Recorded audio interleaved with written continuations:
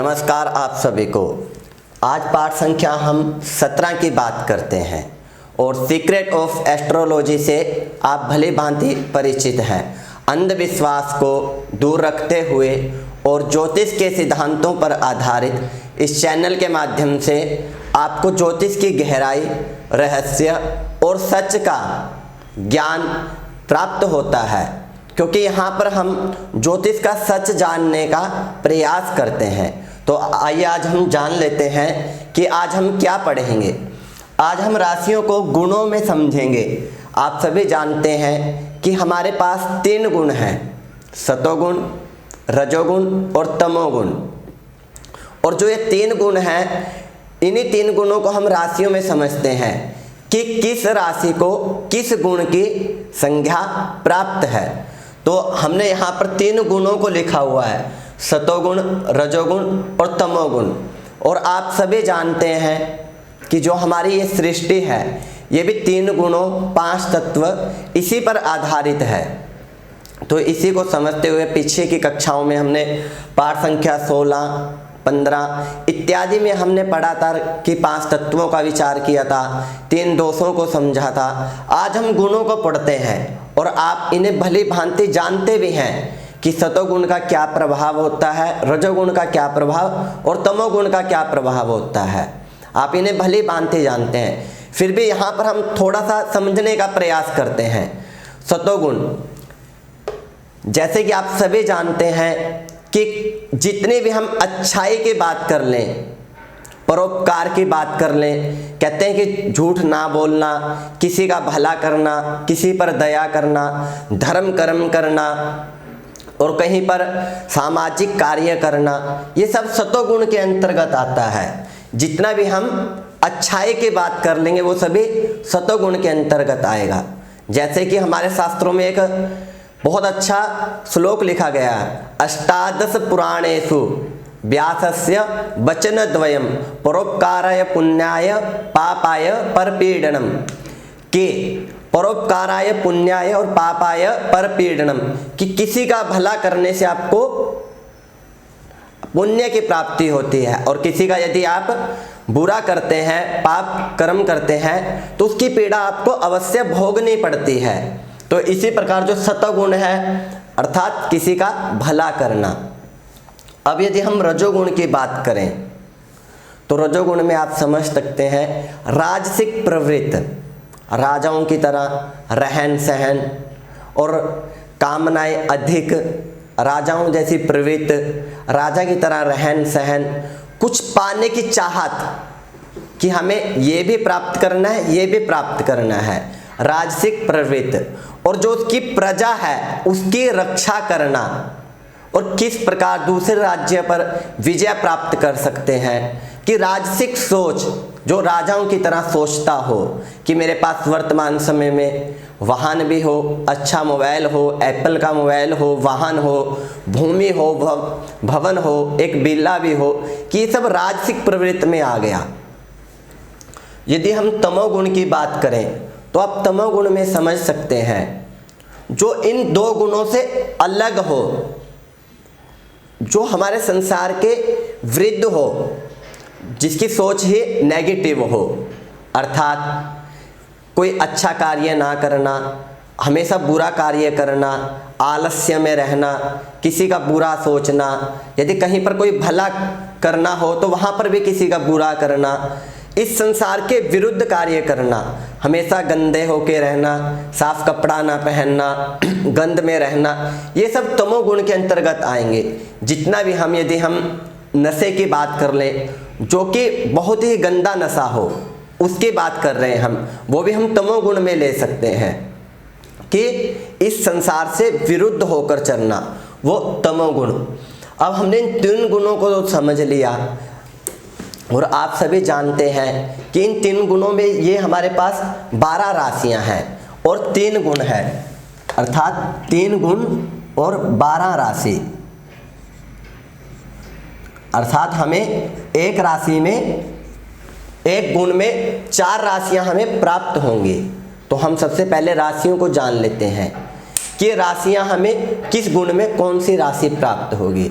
तो हमने सतोगुण में लिखा हुआ है करक 4 नंबर, 5 नंबर, 9 नंबर और 12 नंबर। आप भली भांति इन राशियों को नाम से भी जानते होंगे। 4 नंबर करक, 5 नंबर सिंह, 9 नंबर धनु, 12 नंबर मीन। और यहाँ पर ये चंद्रमा की राशि, सूर्य की राशि सिंह और गुरु की राशि धनु और मीन, ये किसके अंतर्गत आएंगे? सतोगुण के अंतर्गत। यदि हम रजोगुण की बात कर लें तो मंगल की राशि मेष 1 नंबर, वृश्चिक 8 नंबर और शुक्र की राशि 2 नंबर वृष और 7 नंबर तुला, ये किसके अंतर्गत आएंगे? रजोगुण के अंतर्गत। यदि हम तमोगुण की बात करें तो बुध की राशि मिथुन 3 नंबर और कन्या 6 नंबर और यहाँ पर शनि की राशि अर्थात 10 नंबर और 11 नंबर, ये किसके अंतर्गत आएंगे? तमोगुण के अंतर्गत। हमारे पास ये ही 3 गुण है। यदि हम इस संसार की बात करें तो संसार में भी केवल 3 ही गुण है। यदि हम किसी चौथे गुण को आप जानते हो, उसके विषय में जानकारी रखते हो, तो आप उसका विश्लेषण करके देखिए, आप 2 कदम से आगे नहीं बढ़ पाएंगे, क्योंकि इन 3 गुण के अलावा कोई चौथा गुण है ही नहीं। तो इन 3 गुणों को आप यदि विस्तृत रूप से जानकारी प्राप्त करना चाहते हैं तो आप गीता का अध्ययन कर सकते हैं। गीता में इन गुणों के बारे में विस्तार से बताया गया है। यदि हम यहाँ पर विस्तार पूर्वक चर्चा करेंगे तो वीडियो भी बहुत लंबा हो जाएगा। और अभी तो हम यहाँ पर अभी राशि के गुण स्वरूप ही पढ़ रहे हैं बेसिक एस्ट्रोलॉजी में। अभी तो हम अपनी नींव को ही मजबूत कर रहे हैं। जब हम आगे फल कथन में जाएंगे तो हम वहाँ इसे कैसे यूज़ करते हैं तो आपको वहाँ समझ आएगा। तो हमने ये जाना कि हमारे पास 3 गुण होते हैं, तो इसका ज्योतिष में क्या प्रयोग है इसे समझना जरूरी है। हमारे पास किसी की कुंडली आई है तो हम उसके लगन की राशि देखते हैं, पंचम भाव, नवम भाव, लगन से लेकर द्वादश भाव तक प्रत्येक भाव में एक राशि स्थित होती है और प्रत्येक भाव से किसी न किसी का विचार किया जाता है। जैसे हम तृतीय भाव से बात कर लें भाई का, लगन से हमारा स्वयं का, चतुर्थ से माता का, पंचम से संतान का, सप्तम से पत्नी पति का, नवम से पिता का, तो किसी न किसी भाव से किसी न किसी जीव का विचार किया जाता है। और उस भाव से जिससे हम विचार कर रहे हैं, जैसे हम लगन से विचार कर रहे हैं चंद्र राशि इत्यादि, तो उस जातक की प्रवृत्ति क्या होगी? क्या वो सतोगुणी होगा? क्या वो दूसरों का भला करने वाला होगा? या उसकी राजसिक प्रवृत्ति होगी, वो राजाओं की तरह रहन सहन पसंद करता होगा? या फिर उसकी तामसिक प्रवृत्ति होगी, वो इस संसार के विरुद्ध चलता होगा, आलस्य में रहता होगा, जो काम नहीं करना क्या वो वही काम करता है? तो इससे हम समझ सकते हैं। जैसे यदि हम गुस्से की ही बात कर लें तो गुस्सा भी 3 प्रकार का है। यदि हम सतोगुण में गुस्से की बात करें तो गुस्सा कैसा होगा? हमें क्रोध तो आएगा पर वो किसी का अधिक बुरा नहीं करना चाहेगा, वो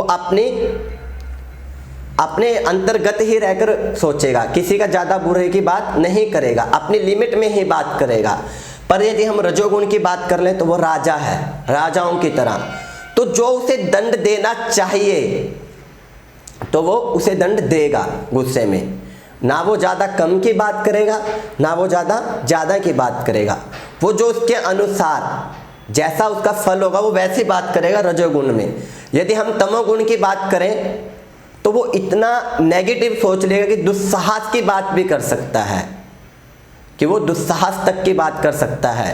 तो इसलिए यदि हम इन राशियों के गुणों को जानते होंगे, क्योंकि जब भी हम किसी भाव का फल कथन करते हैं तो सबसे पहले हमें वहाँ पर राशि का ही प्रभाव मिलता है। तो जब हम राशि को जान जाएंगे तो उसी के अनुसार फिर हम उसकी जातक की प्रवृत्ति जानने का प्रयास करते हैं कि जातक की सोच कैसी होगी, उसका माफ़ी चाहेंगे, उसका व्यवहार कैसा होगा, वो कैसा सोचता होगा। तो हम उसकी प्रवृत्ति को जानने का प्रयास करते हैं और जब हम उसे जान लेते हैं तो उसी अनुसार हम उसके आचार विचार के अनुसार उसका फल कथन करना प्रारंभ करते हैं। आज तो हमने जाना कि ये चंद्रमा की राशि, ये सूर्य की राशि, ये गुरु की, तो ये सतोगुण में है। क्या जब हम ग्रहों का 3 गुणों में ग्रहों का विचार करेंगे तो क्या वहाँ पर भी सतोगुण में तीनों ग्रह आएंगे? क्या रजोगुण में मंगल और शुक्र ही आएंगे या तमोगुण में बुध और शनि ही आएंगे? जब हम इसे ग्रहों में पढ़ेंगे तो वहाँ समझें कि सतोगुण में कौन से ग्रह आते हैं, रजोगुण में कौन से ग्रह आएंगे और तमोगुण में कौन से ग्रह आते हैं। जब हम वहाँ विचार करेंगे तो वहाँ हम विस्तार से समझेंगे। और जो इन दोनों का तारतम्य है, दोनों को मिलाकर यदि हम किसी भाव का विचार करेंगे तो वहाँ सबसे पहले हम राशि को देखेंगे कि राशि का क्या प्रभाव है। राजसिक है, सात्विक है, तामसिक है। तो उसके ऊपर ग्रहों का प्रभाव देखेंगे कि किस प्रकार के ग्रहों का प्रभाव है। क्या जातक दुस्साहस की बात कर सकता है? क्या किसी हद से ऊपर जाकर किसी का बुरा सोच सकता है? तो हम यहाँ राशि से ही समझना प्रारंभ कर देते हैं। तो इसलिए इन राशियों को जानना बहुत जरूरी है। यदि हमें राशियों का ज्ञान होगा तो हम जातक की प्रवृत्ति को बहुत अच्छे से समझ सकेंगे। तो आज हमने सतोगुण, रजोगुण और तमोगुण को पढ़ा। उम्मीद है आपको पाठ बहुत अच्छा लगा होगा, क्योंकि हमारा उद्देश्य रहता है कि हम ज्योतिष की जो गहराई है वो आप तक पहुंचा सकें और आप ज्योतिष को राशि के गुण स्वरूप से भी समझना प्रारंभ करें। यदि हम सीधा यहाँ पर उच्च नीच पढ़ाना प्रारंभ कर दें, बकरी मार्गी, तो आप इसकी जो गहराई है जो जीरो से प्रारंभ होती है, बिल्कुल बेसिक से, आपको वो ज्ञान नहीं होगा। तो हम आपको जीरो से पढ़ाने का प्रयास करते हैं। उम्मीद है कि आपको पाठ अच्छा लगता होगा। यदि आपके मन में किसी प्रकार का कोई डाउट होता है या वीडियो आपको कैसा लगा तो कमेंट करके अवश्य बताइएगा, क्योंकि आपके कमेंट करने से हमें पता लगता है कि इसमें कितना सुधार किया जाए, क्या इसमें हम ज़्यादा बोलते हैं, कम बोलते हैं, कितना सुधार किया जाए और आपको वहाँ तक समझा सकें कि आपको घर बैठे ही ज्योतिष समझ आ जाए, आप किसी प्रकार के भ्रम में ना डलें। तो इसी उम्मीद के साथ कि आपको वीडियो अच्छा लगता होगा, अपने व्हाट्सएप पर प्रिय मित्र बंधुओं के साथ शेयर करें, क्योंकि आपके शेयर करने से हमारे मन में भी एक उत्साह बना रहता है कि हाँ, आपको हमारा वीडियो अच्छा लगता है। उम्मीद है आपको पाठ अच्छा लगा होगा। आप सभी को नमस्कार।